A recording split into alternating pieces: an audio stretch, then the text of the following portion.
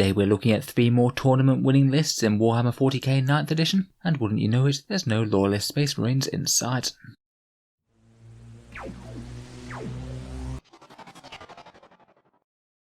Hello and welcome back to Auspex Tactics, the strategy focused 40k channel, where we're all about getting the most out of our miniatures on the tabletop. Today I thought we'd look at a few more army lists that have done very well in tournaments over the last month, and it is quite interesting to note that out of all of the tournament winners, there do seem to be very few Space Marine lists actually winning events these days. They're still in great attendance, and still doing fairly well within the top 4, though it seems that the actual winners of the events often seem to be armies that are countering Space Marines very well. So today we're going to look at 3 different army lists that have done well, 1 Imperial, 1 Chaos and 1 Xenos, and talk about what makes them so strong. I will caveat by saying that I'm obviously not the person who's played these, so I'm just trying to have my best guess at how they'd be run, but I think it certainly helps to highlight the strongest units and synergies within the army.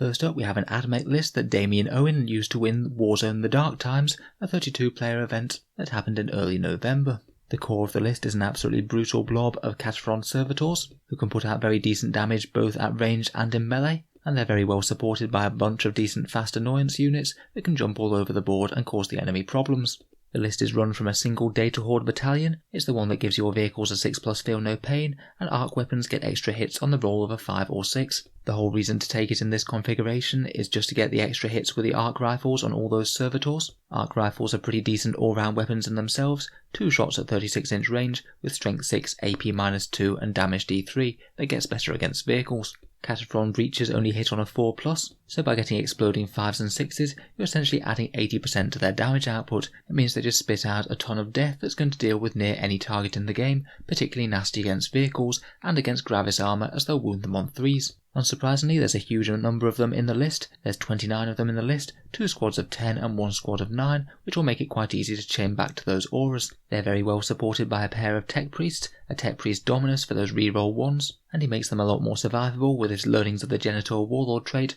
that gives them all a 5+ feel no pain when they're within 6 inches. His relic's the Autocadius of Arcan Land, which allows them a little bit of extra healing, and the Tech Priest Manipulus can make them a bit faster or a bit longer ranged, and he carries the extra Warlord trait Prime Hermeticon, which allows you to reroll hits in close combat. This makes them a legitimate threat there as well. Again, they hit on 4s with full rerolls, and those Arc Claws get exploding hits on 5s and 6s. They're still stronger in shooting than in melee, but you're really going to pay quite a bit if you touch one of the units with something that isn't all that tough. These guys provide a very sturdy battle line that's just going to mow down units in the midfield and hopefully secure a lot of objectives along the way.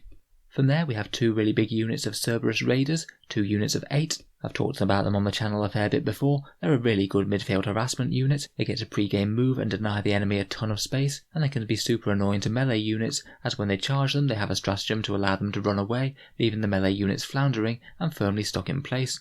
They're also really quite tough point for point, have some ability to snipe characters, and are at least some melee threat against light infantry in close combat.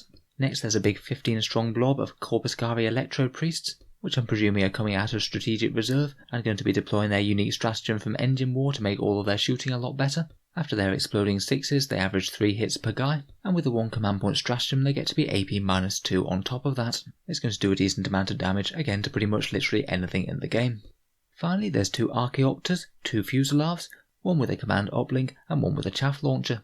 I must say, I really like these guys. They can jump all over the board and give you a bit of light infantry firepower, put out a decent amount of mortal wounds on big units, use the command uplink to disable all auras, which can be ridiculously powerful against the right army, slow movement with a bomb, and when they die, if they're in the right place, you can potentially blow them up with Vengeance of the Machine Spirit to hand out mortal wounds all around. They're just another thing in the list that you really want to shut down as soon as you possibly can.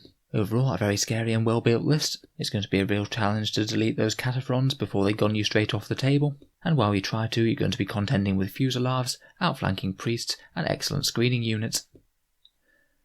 Next up we come to the Forces of Chaos, and I wanted to talk about TJ Lanigan's Chaos Demons and Thousand Sons. He's certainly no stranger to winning tournaments, and he used this one to win the YHP 4 Brawl, with a Chaos list that's a bit different in flavour to many that we've seen so far.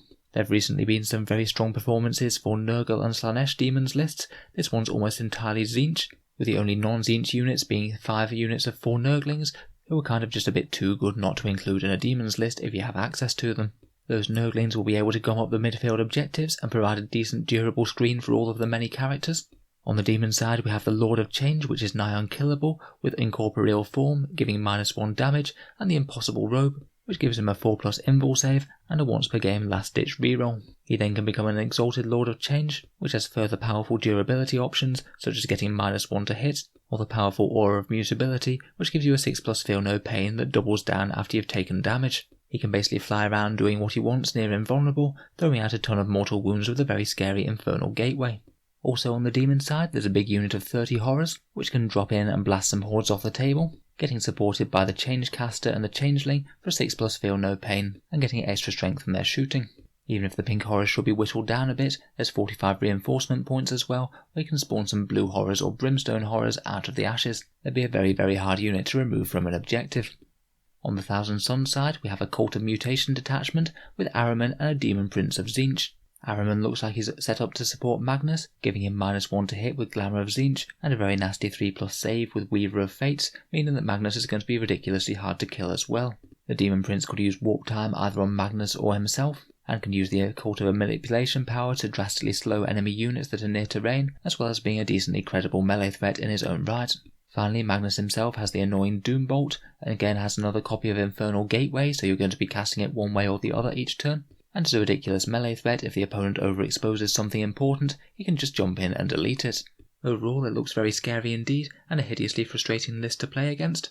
Most of the time you're either going to be frantically trying to clear Nurglings, or having your guns ineffectively patter off decent invul saves and all sorts of defensive tricks from Magnus and the Lord of Change. Finally, for the Xenos side, I thought we'd talk about an Orc list. Stephen Mitchell took the South Georgia Havoc GT for the Greenskins, and it's a bit of a different take on them with a Goth list as well, which I haven't seen played all that regularly. The core of the list is 3 enormous squads of boys, 2 squads of 30 and 1 squad of 29, all clustered around some excellent buffing characters and Gaskell himself. There's a war boss for advance and charge, who's also thoroughly lethal in close combat with brutal but cunning and a killer claw, a big mech with a custom force field for the 5+ invul, a pain boy with a power claw for the 6+ feel no pain, and a weird boy with Dajump and Fists of Gork, which can allow him to throw a unit across the board, and potentially a souped up character with extra attacks. Finally, we have the biggest boss of them all in Gaskell himself. He's not going to go down very easily to shooting, as he can only take 4 wounds per phase, so should be at least fairly safe to move up with the boys and give them that brutal extra attack. Finally, there's a whole bunch of support units to the core. There's 2 units of 5 Mega Knobs with power claws and custom shooters. No transports or anything for these, so I'm presuming that they're either going in strategic reserve, teleporting, or being dead-jumped by the weird boy. There's 2 units of commandos with an 8 deep strike. They'll be very useful for secondaries, getting behind enemy lines, or table quarters perhaps, and then there's a unit of cheap Gretchen to hold some home field objectives, and 3 individual smasher guns, which could be again helpful for holding down objectives while the rest of the horde surges forward. They do have some very efficient shooting as well, which I'm sure would come in handy. This one feels very much a Goth Orc list as Games Workshop intended. There are a few things more fluffy than Gaskell leading a green tide of Orcs into the enemy lines, supported by a few of the Orky elites. I think the list looks amazing for board control. You're going to have 90 boys to go up the objectives for the first few turns, and your opponent's just going to lose anything that they put too close, drowned under an insane amount of attacks. While dealing with the oncoming horde and Gaskell himself, you've also got to deal with things that might pop up in your backfield. 5 Mega Knobs is enough to do serious damage to pretty much anything in the game. So I'm finding it really quite cool to see a decent variety of factions winning tournaments in 9th edition, particularly with lists that aren't just the cookie cutter meta build that people seem to have established on for each faction. Let me know what you think of these down in the comments below, particularly if you have any other insights as to how they work. I'll be certainly interested to learn more myself. If you've enjoyed the video, then feel free to subscribe to the channel. Hopefully I'll try and do this on a semi-regular basis to highlight some of the cool things that are coming out of tournaments. Finally, if you have been enjoying all these videos and would like to help keep them coming, I do have a Patreon page down in the video description, which is how I can afford to spend quite so much time making tactics videos about model soldiers. If you have been enjoying regularly, then any support is massively appreciated. Channel patrons do get a fair few decent advantages, such as seeing certain videos early, regular votes to see what sort of things come next on the channel, and also automatic entry into the channel's monthly prize draws with a chance to win some big model kits.